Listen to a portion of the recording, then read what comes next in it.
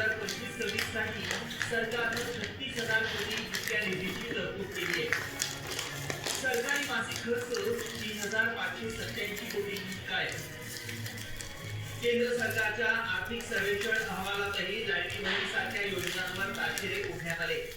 या योजनेमुळे महाराष्ट्रात महसुली तूट निर्माण झाल्याचं अहवालात नोंदवण्यात आले. तसंच महिला कामगारांच्या श्रमशक्तीतील सहभागावर नकारात्मक परिणाम झाल्याचेही निरीक्षण नोंदवण्यात आले. एकीकडे सत्ताधारी मंत्र्यांकडूनच लाडकीबाबत नाराजीचा सूर उमटतोय. मात्र डोईजर व्यवस्थी तरी योजना बंद करणार नाही अशी ग्वाही मुख्यमंत्री आणि उपमुख्यमंत्री देत आहेत. भविष्यात 1500 वरून 2100 रुपयांचा वाढीव हप्ता देण्याचं आश्वासन माहिती सरकारनं दिलंय. ते कसं पूर्ण करणार हे पाहणं देखील महत्त्वाचं आहे. पुढची बातमी मुंबईत एका विदेशी महिला पर्यटकाला सेल्फीसाठी त्रास दिल्याचा प्रकार. 2 तरुणांनी पाठलाग करून सेल्फीसाठी त्रास दिला. या महिलेने सोशल मीडियावर पोस्ट केला.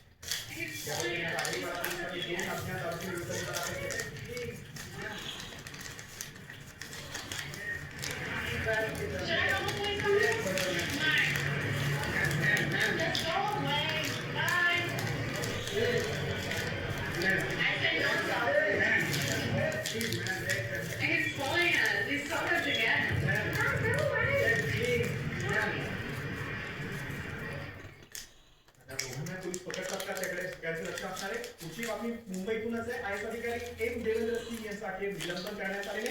तालिका अध्यक्ष दिलीप लांडे यांनी काल आदेश दिले होते. ते पंकजा मुंडे यांच्या भेटीसाठी न आल्यानं मोठी कारवाई करण्यात आली आहे.